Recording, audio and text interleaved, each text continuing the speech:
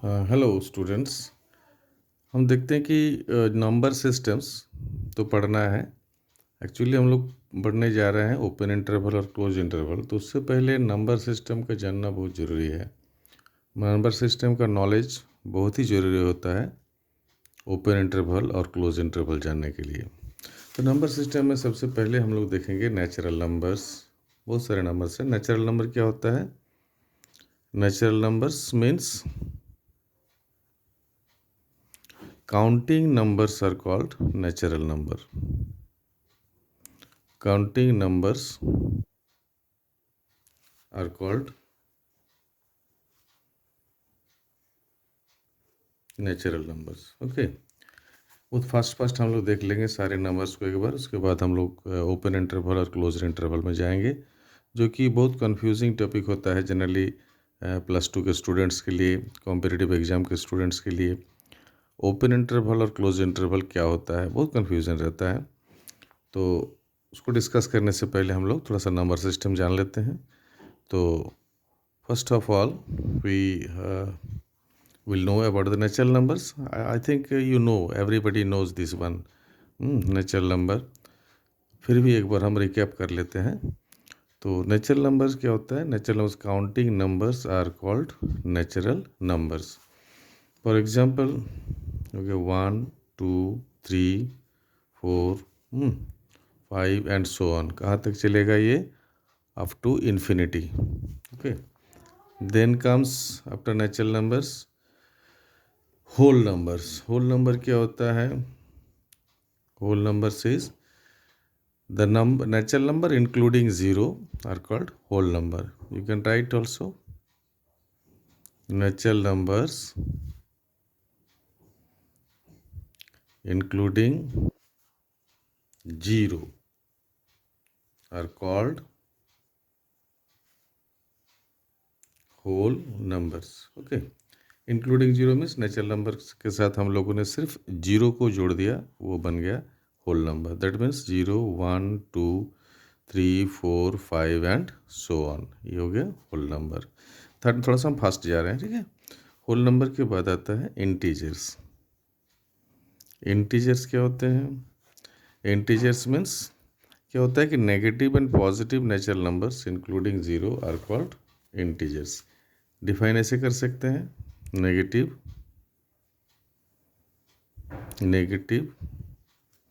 and positive natural numbers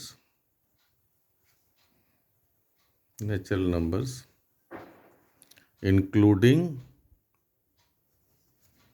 zero are called integers. Integers में एक बात का ध्यान रखना है कि ये ना फ्रैक्शन होना चाहिए ना डेसिमल। ये इंटीजर्स मतलब पूरा नंबर होगा, गोटा number, no decimal no fraction. Negative भी हो सकते हैं, पॉजिटिव भी हो सकते हैं। फॉर एग्जांपल, इधर ये स्टार्ट होता है -इन्फिनिटी से लेकर के कहीं कोई भी नंबर, नेगेटिव नंबर, जैसे -3 -2 -1 0 1 2 3 4, कहाँ तक चलेगा? प्लस इन्फिनिटी तक, अनंत तक जाएगा ये। तो माइनस नेगेटिव से लेकर के, -इन्फिनिटी से लेकर के प्लस इन्फिनिटी तक विल बी इंटीजर्स। ओके, यहाँ तक क्लियर हुआ। फिर आता है रैशनल नंबर। रैशनल नंबर क्या होता है? The number which is in the form of p/q। The number which is in the form of p/q। अब डेफिनेशन हम नहीं लिख रहे हैं, खाली बोल रहे हैं, लिखने से बहुत समय लग जाता है, तो हम बता दे रहा हूँ। रैशनल नंबर क्या होता है कि the number which is in the form of p/q where p and q belongs to integer. देखिए, इंटीजर मतलब जेड हमेशा इंटीजर्स के लिए जेड से डिनोट होता है। हाँ, नेचुरल नंबर्स और एक बार देख लीजिए। नेचुरल नंबर को हम लोग कैपिटल एन से डिनोट करते हैं। होल नंबर को जनरली डब्ल्यू से डिनोट करते हैं। इंटीजर्स को जेड से डिनोट करता है, ये जानना जरूरी है होता है। और रैशनल नंबर को हम लोग कैपिटल ए से डिनोट करते हैं। कोई आर भी लिखते हैं, लेकिन आर एक्चुअली होता है रियल नंबर के लिए। तो रेशनल नंबर होता है ए से, so p by q where p and q belongs to integers and q is not equal to 0। q जो है 0 नहीं होना चाहिए। अगर 0 हुआ तो क्या हो जाएगा? अगर 0 हो जाता है q तो p by 0 anything divided by 0 we know that it is infinity. अगर किसी भी नंबर को हम लोग 0 से डिवाइड करते हैं, भागा देते हैं, तो वो इन्फिनिटी बन जाता है, इसलिए वो फिर रेशनल नंबर नहीं रहेगा, इसलिए क्यू 0 नहीं हो सकता है। अब कहेगा, कोई क्वेश्चन आएगा, भाई पी क्यों नहीं 0 हो सकता है? हाँ, पी 0 हो सकता है, नो प्रॉब्लम। अगर 0 डिवाइडेड बाय एनीथिंग इज 0, तो 0 भी रेशनल नंबर है। ठीक है, तो रेशनल नंबर इस तरह से, जैसे मान लीजिए 3/5, 4/7, -3/7, ओके, 8/-9, ये सारे जो होता है ये रेशनल नंबर है। ठीक है, रेशनल नंबर का ये भी डिफिनीशन होता है कि इसे लोएस्ट फॉर्म में भी होना चाहिए। ये भी देखना है कि the number which is in the form of p by q और p and q are integers and p and q are in the lowest form। Lowest form मतलब कोई भी दोनों के बीच में कोई कॉमन फैक्टर नहीं होना चाहिए। 3 और 5 के बीच में कोई कॉमन फैक्टर नहीं है, सिर्फ 1 है कॉमन फैक्टर, तो 1 तो भाई सबके साथ होता है। तो ये सारे हो गया रेशनल नंबर। ठीक है, अच्छा, नेक्स्ट आते हैं हम लोग इंटीजर्स पे। इंटीजर्स क्या होता है? इंटीजर्स मीन्स इंटीजर्स के बाद, इंटीजर्स तो ये इंटीजर, सॉरी, इंटीजर्स तो लेंगे इरेशनल नंबर। नेक्स्ट पॉइंट हो गया हम लोग का इरेशनल नंबर। ठीक है, इरेशनल नंबर, रेशनल के बाद irrational, irrational number. Irrational number क्या होता है कि इरेशनल नंबर का डेफिनेशन होता है कि the number which is neither terminating nor repeating are called irrational number। neither terminating nor repeating मैंने उसमें टर्मिनेट भी नहीं होना चाहिए, रिपीट भी नहीं होना चाहिए, तभी वो इरेशनल नंबर है। ठीक है, हम छोटा सा मैं एग्जांपल देता हूँ। जैसे मान लीजिए आप 3 को 5 से डिवाइड कर देंगे तो क्या हो जाएगा? पॉइंट देंगे 0.6 आएगा, तो ये तो ख़त्म हो गया, कट गया, तो ये नहीं हो सकता इरेशनल नंबर। ठीक है, अच्छा, कहीं कहीं रिपीटिंग भी होता है। जैसे मान लीजिए, अब मान लीजिए 10 को 3 से डिवाइड करेंगे तो क्या आ जाएगा? 0.33 3.33 110, देन अगेन 3.3333 चलता जाएगा, रिपीटिंग हो गया, तो ये भी इरेशनल नंबर नहीं है। समझ में आया? मैंने नाइदर टर्मिनेटिंग नॉर रिपीटिंग का मतलब होता है जो रिपीट भी नहीं होता है, टर्मिनेट भी नहीं होता है। तो देखिए, ये तो हो गया, रिपीट हो गया। 10 को 3 से डिवाइड करेंगे तो रिपीट होता जा रहा है, it is going on repeating. और 3/5 जो होता है 0.6, ये तो कट गया। ठीक है, तो ये टर्मिनेटिंग हो गया, टर्मिनेटिंग डेसिमल, इसको कहते हैं टर्मिनेटिंग डेसिमल। और 10/3 जो होगा ये हो गया रिपीटिंग डेसिमल। तो ऐसा कुछ नंबर जो ना तो टर्मिनेटिंग है नो रिपीटिंग है, वो हो गया इरेशनल नंबर। अब ऐसा नंबर कहाँ से खोजेंगे जो टर्मिनेटिंग भी नहीं है, रिपीटिंग भी नहीं है ऐसा नंबर है। जैसे मान लीजिए √2, √2 का वैल्यू क्या होता है? 1.4142। ये अब करके देखिएगा, √2 का स्क्वायर रूट निकालिएगा, कभी नहीं ख़त्म होने वाला है, कभी नहीं। √3 का वैल्यू भी देखिएगा 1.732, उसके बाद भी आता जाएगा, लेकिन कभी भी रिपीट नहीं होगा। रिपीट नहीं होने का मतलब ऐसा नहीं कि 2 नहीं आएगा, कभी 2 आ सकता है, लेकिन after certain interval 2 will not arise. Okay, कोई इंटरवल के बाद नहीं आएगा ये। तो √3 हो गया, तो √2 इरेशनल नंबर, √3 इरेशनल नंबर हो गया। अच्छा, और पाई भी इरेशनल नंबर है ना। अब कहोगे भाई पाई तो 22/7 होता है, तो इसका फॉर्म तो p/q का फॉर्म में है। p और q इंटीजर्स भी है, लेकिन नहीं, p/q का फॉर्म में ये ज़रूर हम लोग लिखते हैं, लेकिन this is not the actual value of pi. Actual value of pi 22/7 नहीं होता है। एक्चुअल वैल्यू ऑफ पाई जो होता है 3.142, उसके बाद ये चलता जाएगा बहुत, है ना। तो आप बोलेंगे पाई एक्चुअली है क्या? पाई एक्चुअली होता है कि कोई सर्कल को, जैसे ये कोई सर्कल है, सर्कल का जो सरकमफेरेंस होता है c, और इसका जो डायमीटर होता है d, और c/d का जो वैल्यू होगा, आप अपने से एक सर्कल बना लीजिए, छोटा सा पतला तार का, एक वायर का तार बना लीजिए, वायर का सर्कल बना लीजिए, और उस वायर का जो सरकमफेरेंस होगा, यानी कि उसका लेंथ होगा, और उसका डायमीटर फाइंड कीजिए प्रैक्टिकली। लेकिन ये बहुत ये शिद्दत से करना, अच्छा से करना पड़ेगा, केयरफुली करना पड़ेगा। तो ये डायमीटर से अगर ये सर्कम्फ्रेंस को हम लोग डिवाइड कर देते हैं तो वो होता है पाई का वैल्यू एक्चुअली। तो ये जो वैल्यू आएगा C/D, ये 3.142, ये इनफाइनाइट चलता जाएगा, ये कभी भी रिपीट नहीं होगा।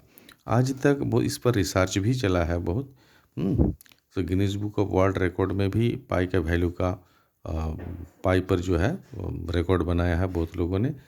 सबसे पहले चाइना के एक आदमी बनाया था, वो पाई का वैल्यू जो होता है 200 प्लेस तक 400 प्लेस तक वो याद कर लिया था विदाउट सिंगल मिस्टेक। लेकिन उसका रिकॉर्ड तोड़ा हम लोग इंडिया का एक आदमी, इनका नाम है रंजन श्रीनिवासन महादेवन, साउथ इंडियन है। तो वो उनके नाम अभी रिकॉर्ड है, उसका वैल्यू है पाई का वैल्यू उन्होंने without single mistake 1 lakh place तक को याद किया है। 1 लाख प्लेस तक विदाउट सिंगल मिस्टेक पाई का वैल्यू उन्होंने कह देता है, ठीक है, उनका नाम है। तो इसलिए पाई का वैल्यू अभी तक 1 लाख तक प्लेस जब रिपीट नहीं हुआ है तो हो सकता है आगे भी नहीं रिपीट हो, ठीक है। तो इसलिए अभी तक एट प्रेजेंट तक पाई का वैल्यू जो है वो हम लोग इरेशनल नंबर, इसलिए पाई इज ए इरेशनल नंबर, ये कन्फ्यूज़न कभी भी नहीं रखना है माइंड से, ठीक है। माइंड में पाई का वैल्यू 22/7 जो होता है ये हम लोग अपना कैलकुलेशन के सुविधा के लिए हम लोग लेते हैं 22/7। 22/7 is not the actual value of pi, ठीक है। So pi is a irrational number. तो ये सब हो गया इरेशनल नंबर का वैल्यू, ठीक है। अब रियल नंबर क्या होता है?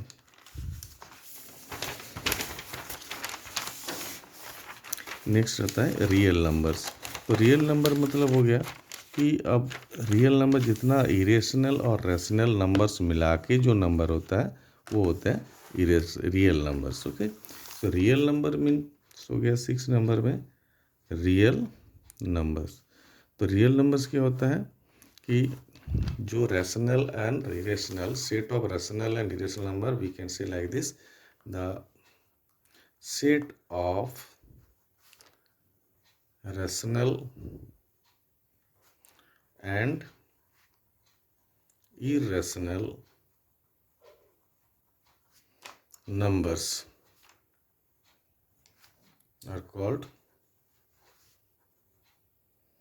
real numbers, okay. Set of rational and irrational number are called real number, okay. तो रियल नंबर को हम लोग, रियल नंबर का क्राइटेरिया है कि रियल नंबर को हम लोग नंबर लाइन में रिप्रेजेंट कर सकते हैं।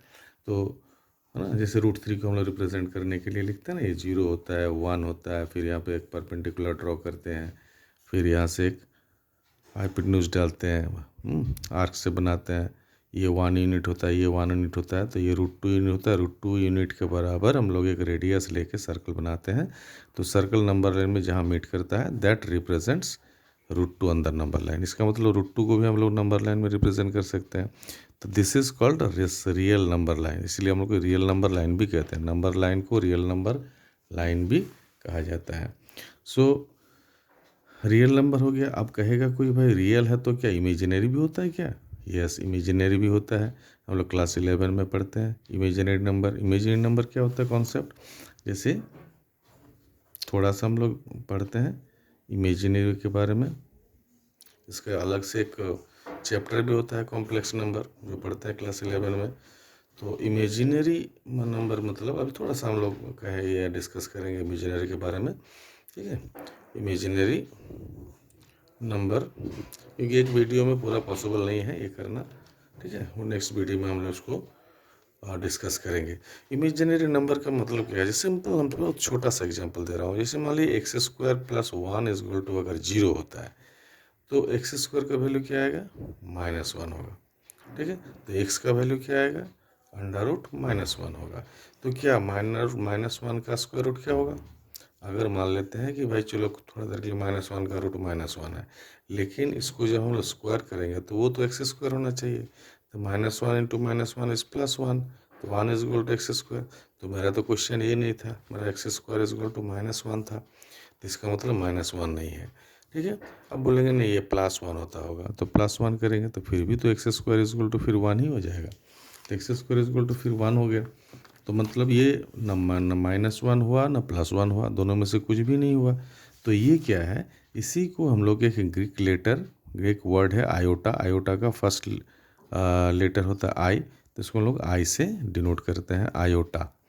तो ये होता है imaginary number. Okay, I means imaginary, I को इमेजिनरी नंबर के रूप में हम लोग जानते हैं।